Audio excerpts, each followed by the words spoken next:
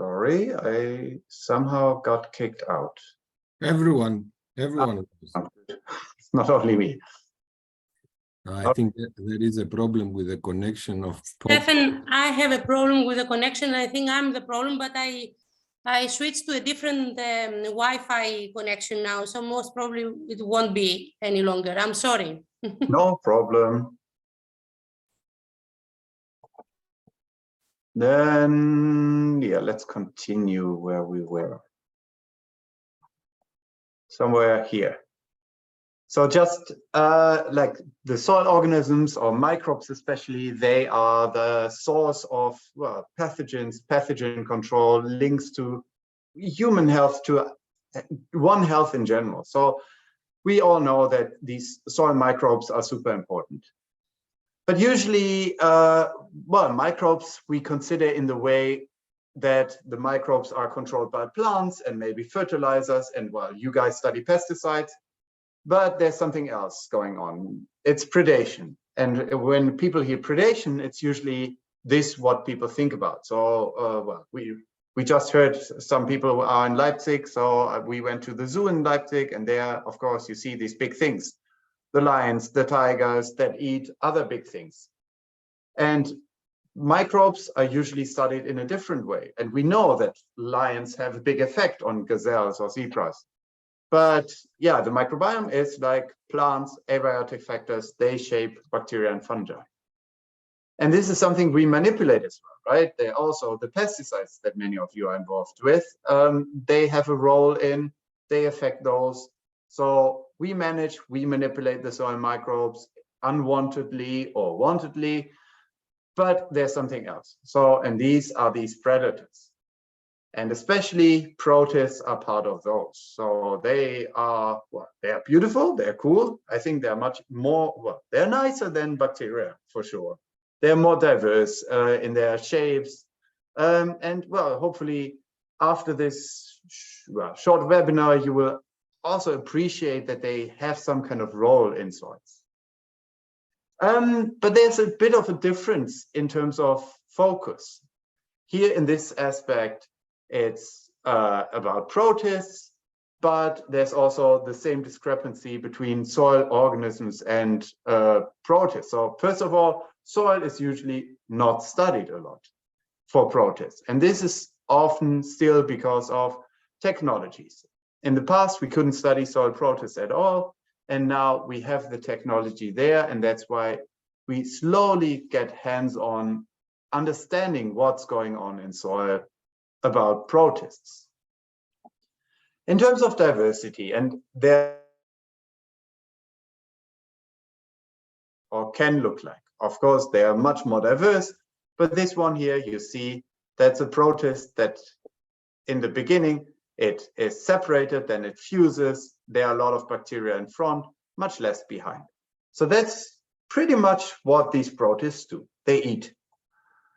And in terms of diversity, it's not only one thing. So it's not only one organism that does it all. It's not like one Arabidopsis plant that is the same or has the same characters for all plants. Protists are even more diverse. And they are eukaryotic. So what we usually think of being eukaryotic, so it has a nucleus inside the cell, is something big. So it's fungi, it's humans, animals, and it's plants. These are multicellular eukaryotes. And if you consider that these are here in boxes and everything else here in the eukaryotic tree are protists, then you know how diverse protists are. So, and pretty much in all those groups, there are some species common in soil. So soil protists are super diverse in terms of their phylogenetic relationships. A few words about their biogeography, and what the most common things are. So we did a study where we just, at a global scale, estimated what the most common protists, the communities of different protists. And what we found was basically that some small protists of Cercozoa, that doesn't need to ring a bell, but they are quite small amoeboid organisms that can crawl through basically super small soil pores. So especially these most abundant ones, they are very small ones, which can, well, it makes some sense because it's like rats you can think of. So they are just very adjustable to different kind of conditions. They can squeeze in very tiny soil pores and access prey. And yeah, this is just a rough overview, with blue being those that eat other organisms, so phagotrophs or consumers or predators, whatever you call them. In green are phototrophs, so you also see that phototrophs are quite common in all soils. So algae, basically, not cyanobacteria, so not bacterial algae, but eukaryotic algae. And then you also have yellow ones, and these are parasitic or pathogenic. And a few more words later about this. And yeah, well, in the last years, we performed quite some studies, or I was involved in several studies where we tried to estimate a bit better the biogeography. For example, here we compared the diversity in different habitats, soil, freshwater, and marine, and showed that soils is in fact the most biodiverse, so in terms of richness, place on Earth. So there's way more soil protists than freshwater or marine protists. In another study, we compared different protists, but also bacteria, fungi, and nematodes, and showed that the size determines their dispersal capacity, which somehow makes sense. But here we could show this, so bigger things disperse less frequently than smaller things. And then, yeah, in terms of latitudinal differences and also comparing bacteria and protists. So, well, I'm not going into detail here. So if you're interested, you can look at those. So it's just like many different studies to determine what is there simply in different ways. But yeah, I mean, somehow a bit more hardcore ecologist, let's say. So this kind of what is there is okay, it's the basis, but I'm much more interested in what the things are doing and why they matter. Just to show you why protists, I think, are a cool model and have a potential for some things. For example, for as being indicators, you see basically, or we performed a study in different soils across China, very different, very remote. And we performed this study. It was just a sequencing study, amplicon sequencing in different seasons and with different fertilizer amendments. And then we were interested in, okay, what are the differences of bacteria, fungi, protists? How do they respond to the soils? Could they be indicative for different fertilization? Do they change over season? And what we found is basically that bacteria just differ by color. Color, in this case, are the 3 different soil types. So, and this is something very obvious. So the soils were different in terms of moisture, pH, name it. So they differ a lot. So it's very obvious that soils matter. But interestingly, for bacteria, there was no difference, consistent difference between the soils in terms of response to season or fertilization. For fungi, similar pattern. So soils determine the composition, and a bit also, yeah, it looks like the dots or the symbols spread out, but also not really significant. And for protists, it was really different. So first of all, you see the color difference. These are the 3 different soils. Then you see filled and open symbols for basically all soils being separated. And these are the 2 seasons. So seasonal differences are pronounced for protists. And even we found significant differences between fertilization. So showing a bit that protists, they respond, they change over time, they respond to different kind of external management practices, much more than bacteria and fungi, at least in this study, in this system. So they could be quite sensible indicators, and that might be relevant also in terms of your project with pesticide amendments. And this was suggested already, 25 years ago, with classical techniques. Now we can study the whole community in a much easier way. well, it's not better or worse, but you get a more complete picture of what's happening, and that might increase the resolution. And yeah, I just got some new results from a study which we performed on the Tibetan plateau in natural grasslands, which were never really subject to human interference. But we performed a study where we manipulated nitrogen phosphorus amendments, or we fertilized these natural grasslands. And basically what we found also similarly here is that protists, here in this case shown for phosphorus addition, different levels of phosphorus, they respond more strongly here as compared to the control than bacteria, fungi, nematodes to phosphorus addition. Similarly to nitrogen, you see basically different nitrogen levels being applied, and then the community composition differences for bacteria, fungi, protists, nematodes. And you also see here again, protists respond much more to different kind of nitrogen fertilizers than the other groups. So no study on pesticides here, but this suggests that protists really could be quite sensitive in terms of, well, response to external stress.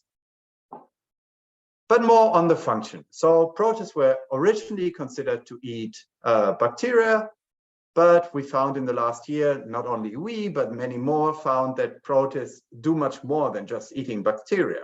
So many are fungal feeders, or even more omnivores, so they can eat both fungi and bacteria. Some can even eat more. There are a lot of parasites actually that, well, from classical techniques we couldn't see, and they are phototrophs.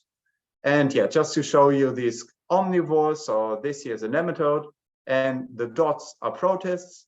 In this case, it was quite a cool bachelor thesis that I supervised as a PhD student 10 years ago or so.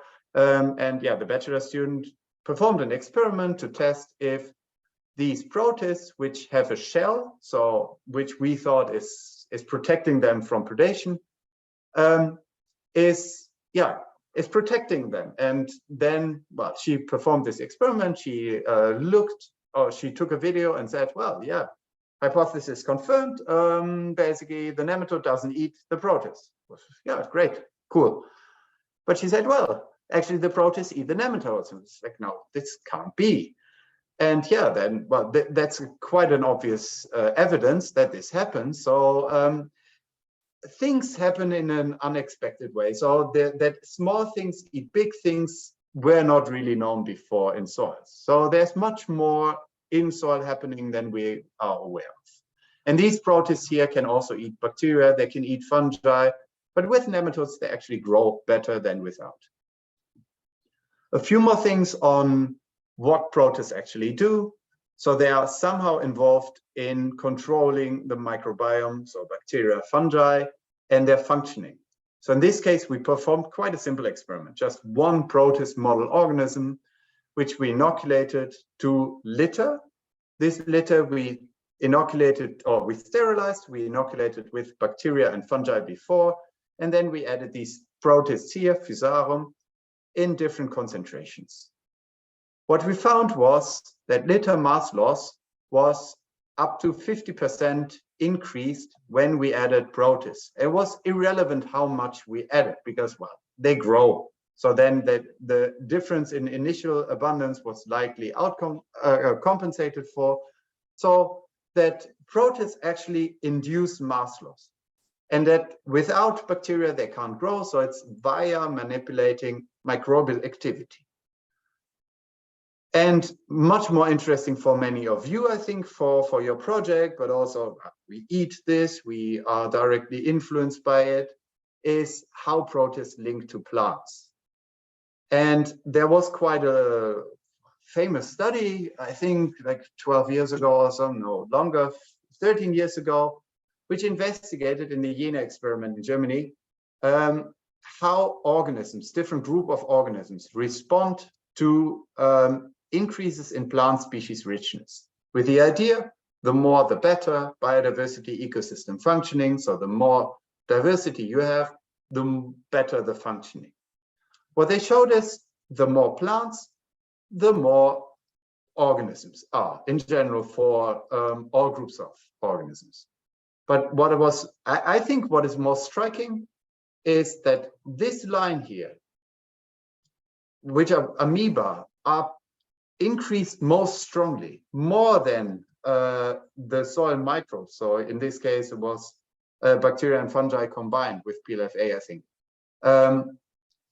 and more than bigger macrofauna. So protists somehow mitigate maybe changes that happen at the microbial level. And this is something I'm still very interested in. And well, I have no idea if some plant species have their own protists, amoeba or not. I doubt it, but something is happening here. So protists influence, or plants influence protists. And yeah, in this case, more than other organisms. And well, we are now also interested in more on decomposition aspects, where we investigate why different protists might matter. So also linked to the previous slide, I showed you that protists respond more, or amoeba in this case, more to plant species richness. So they must differ in their response, the different species. So in this case, we grouped protists just by size, because there are millions of protist species potentially. So just testing millions doesn't make any sense, because it's impossible to do simply. So we need to go into traits, and therefore we here went into checking, does size matter? So what we saw is here CO2 production without protists, so just bacteria, fungi. We get CO2 production, substantial amount, but when we added protists, we seem to get a higher response. So this is work in progress, it's far from complete. But especially the big ones, the large protists, have a stronger effect than the other ones. You see it's not significant, but large ones have a significantly higher CO2 production than without protists. And this also again translates to mass loss, especially the big ones. They increase mass loss more than bacteria, fungi only, or smaller or medium ones. So protists matter, and it looks like it depends on maybe their traits, because in this case, each replicate, we included a different set of species. So it was not driven by one species or so. So it must be related to size in this case. But coming back to the plants. So we saw already that plants matter for protists. And the other way around, sorry, I'm a bit confused. So there was a bit chaos here. So I added another one, an extra slide to show you also very recent results on that protists might really respond more than the bacteria and fungi. So that might be worth to consider and to focus a bit on protists in some of your study. This is again the study I showed you before, where we performed this experiment in the Tibetan plateau here, the nice grassland site. And so the response of protists to the different kind of fertilizers is much higher than for fungi, nematodes, or bacteria. And there's a very strong link. Again, you saw the amoebozoa as a response to plants. So the amoeba, they responded much more in terms of abundance to increase plant species richness. And we see this pattern here as well. So from these protists, we checked for different groups, and especially this group of amoebozoa, which contains mostly amoeba, they correlate very strongly to increased plant species richness. So the more amoebozoa you have, the higher the plant species richness. We don't know what the cause or consequence is. So I think it's more the plant that affects the protist, but we don't know. It could even be partly the other way around. So there's some link between these amoeba and plant diversity and richness in this case. So now we know that we know that plants affect protists. They affect everything, but protists substantially somehow. And the other way around, protists also affect plants.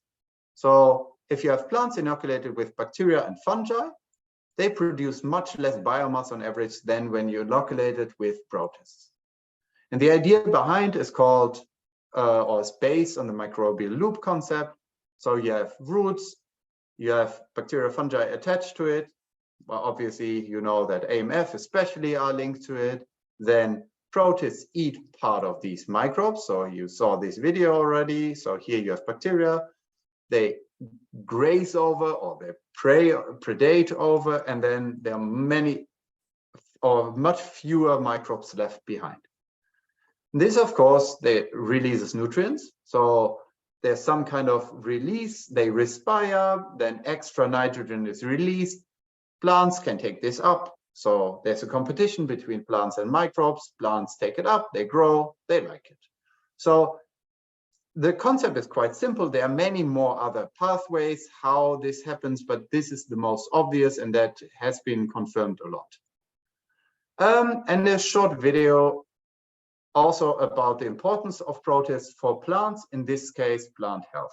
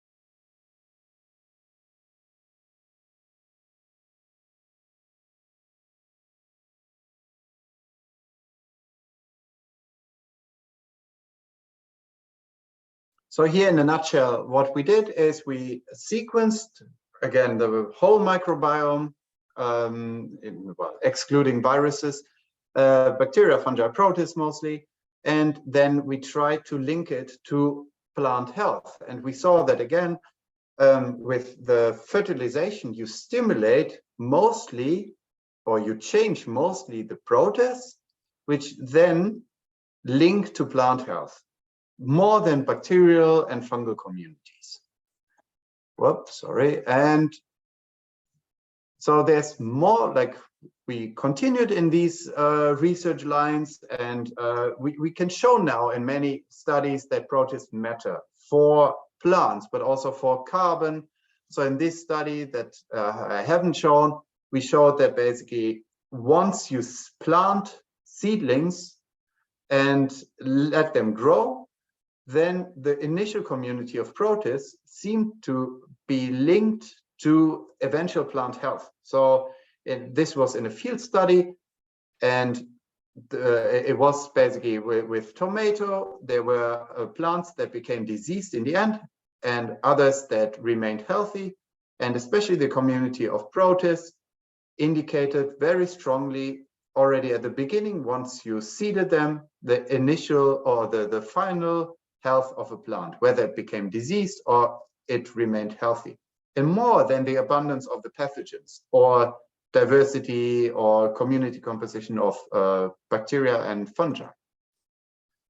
So here in this one, we manipulated bacteria, fungi, protists. We combined them in a full factorial way, showing basically that, well, not only protists, but depending on the combination of bacteria, fungi, protists, the plant shifts between growth and defense. This one I showed you in a video. There are more evidences that protists induce like a pathogen suppressive microbiome, especially some groups of protists that, yeah, increases plant health. You saw the litter one, and there are more that might be interesting for some of you here, because there we see that protist nematodes that eat bacteria and different fungi, they can be beneficial for AMF. So AMF seem to benefit from the presence of protists.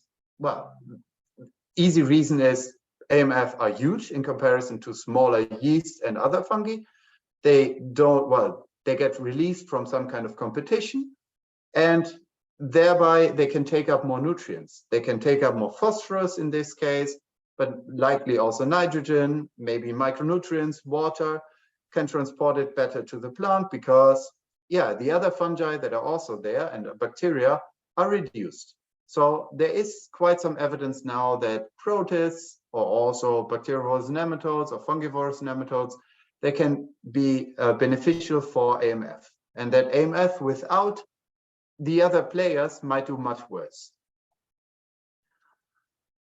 But, well, this is often based on very simple, or not simple, but it's based on correlative evidence or then follow-up experiments with 1-2 species. But, well, I showed you already this huge diversity, and we don't really know why there's so much diversity, right? So why should there be 1 million or hundreds of thousands for sure species of protists in soil?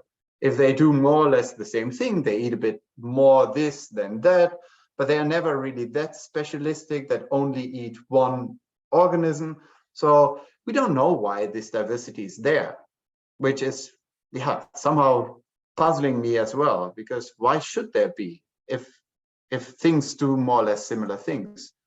And for that, like a PhD student of mine focuses in his PhD on this biodiversity aspect in soil. So as I showed you for this Jena experiment with the increased plant species richness, we are interested in what about increasing soil biodiversity? What about protist diversity?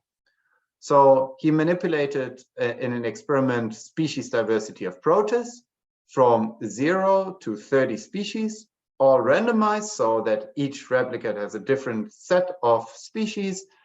And he did it under drought, under ambient condition, under drought, with nematodes, and this was spiked with root feeding ones, so Metallodogyna, so they eat the tomato, which we used as a model plant, and then drought and nematodes together.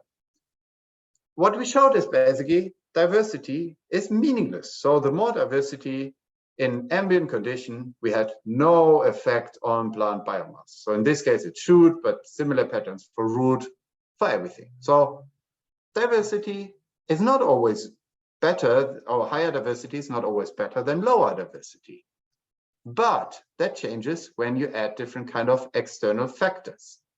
With nematodes, we actually seem to get a reduced biomass with low diversity, while this is basically saved or even slightly enhanced under high diversity. So external conditions matter. And this was a bit what we expected. We expected high diversity leads to a positive effect on plant biomass. Because, yeah, maybe the things eat a bit different kind of prey, and thereby more nutrients are released. And this we also expected for nematodes as predators, because we expected that, yeah, maybe they eat away more the kind of the easy prey, and thereby the nasty antibiotic producing ones are increased that then protect the plant, which seemed to be the case a bit here. But again, the control is somehow out of this line, which is quite interesting. The most striking finding, I think, was this. So under drought, the more diversity of protists we had, the more weight loss we got. So, and this is totally against any kind of ideas we had before. So diversity can be bad even of protists. We can only speculate why this is the case, but it could be that, yeah, the plants or the microbes, the bacteria, fungi, are at a limit of what they can cope with external conditions. If you then add predators, they can still eat away a bit your bacteria, fungi, maybe even mycorrhiza, then the plants cannot access nutrients anymore, and even water, which might be transported by AMF and so on. But this was really a super striking effect and totally against what we expected. The combined one is just the sum of both. So yeah, as expected, but obviously because of the individual effects, a bit strange. So, well, as a sum of this, we can conclude that protist diversity matters, but it's not always good. So it can really be even negative. One more study we performed in this line was with a nice model plant. So because we're in the Netherlands, we have to use cannabis. And we were interested again in, yeah, does diversity matter? Can we increase nutrient input to the plants, especially under fertilization? So that is a bit more linked to your project. So it's not pesticides, but it's application of external inputs. And hereby, maybe you can translate it to, protist, is soil biodiversity a potential solution to reduce pesticide input? And that was the basis for this experiment. Well, it's still ongoing work as well. What we found here is we added 0 protists, also bacterial nematodes in this case, so same functional unit, because in the experiment before we saw that actually the nematodes often had a positive effect. So then we also introduced nematodes. Up 5 protists, 1 nematode, up to 20 protists, 4 nematodes. And you see a bit of, yeah, not random patterns, but it's not really predictable in terms of fertilizer input, because we added different levels of fertilizer. So you see a control and then 3 different levels of nitrogen fertilizer. So again, we measured thousands of things. So I give you a very quick overview only. The most important thing for now is that if you add protists or nematodes, let's say independent more or less of addition of fertilizers, you get an increase of plant biomass. And that seems to be most striking actually at low addition of both fertilizers and also of protists and nematodes. So just the addition of protists and nematodes might allow us to reduce the input of fertilizers. And that would be a very promising thing for the future. And maybe this can be even translated to, yeah, pesticides, to herbicides, to insecticides or so, that by adding a good amount of the right biota, we can get rid of some of these additives. And this one, we at least for this study, we could confirm that low addition of protists, even under 0 fertilizer treatment, could basically give the same biomass as high fertilizer additions. And yeah, just as an evidence that it's not only me as a crazy scientist that has some kind of illusions that are far off from realism, there are already companies that started to use protists in their products. So there's one that's called EcoStyle. There's also one in France that's called Amoeba. They use protists, or their products produced by protists, for growing better grass, better crops, or to fight diseases. And they are interested in expanding this as well. Yeah, so to conclude, basically, we have this microbiome, we have protists, but also other organisms that eat the microbiome that substantially then shape soil functioning, soil health, and so on. But of course, these are all influenced by external conditions, by drought, by extreme weather events, a temperature, well, I think we are now in a very biased situation with people like Dimitrios also living at, well, how warm is it now in Greece? Now it's not that bad. It has been really bad in the last 10 days, like 45 years. Yeah, exactly. That's what I heard. And yeah, well, we are here like in Netherlands, Germany. We have like a super wet summer this year. So we can change. We can exchange if you want. I'm actually, well, this weather is shit, but I prefer this weather compared to 45 degrees, I have to say. But yeah, remember that you are recorded. I know, and I'm honest about it. Well, yeah, a bit more sun would be nice, but yeah. No, but you see, it's getting more extreme. There are record temperatures everywhere. Like this month ever, and this will change and this aspect as well, and which is all basically unknown, or not unknown, but not fully unknown yet.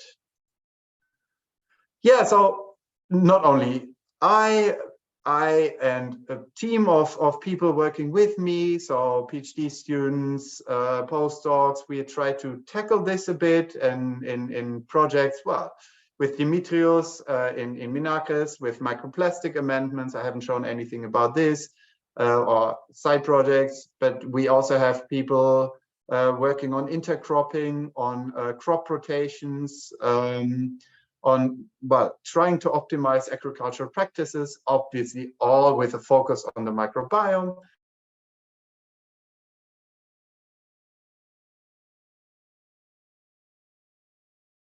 What are the underlying agents of these disease suppressiveness, which is often unknown, but also people working more on the fundamental aspects of nematodes, protists, where they are, how they are distributed, how do increased fertilization managements in natural systems, for example, happen. What is the link to plant biodiversity? What are links of protist nematodes to the microbiome itself, really at a high resolution, this biodiversity, or methods in stable isotope probing. But yeah, even more important is that it's not only a few people, but we have a lot of data, not only, yeah, everyone here in this project or online. There's so much data available. We all do experiments at different scales, which is all important, but it's even more important to somehow connect them, to bring them together, to work together. And yeah, I think only with that we can tackle these big challenges that are in front of us. Climate change, we see, biodiversity is declining in many ways. So we need to work together to tackle these challenges. But to conclude, I think protests, they are part of this. They're not the only solution, but it's worth it to include them in some kind of applications in thinking about how to optimize it for fundamental but also applied work. Yeah, with that, thanks to a lot of people, and yeah, for you for listening, and hopefully for a nice discussion.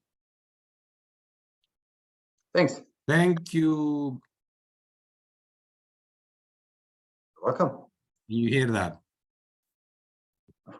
Thank you, Stefan, for the really nice presentation and very inspiring presentation on protists.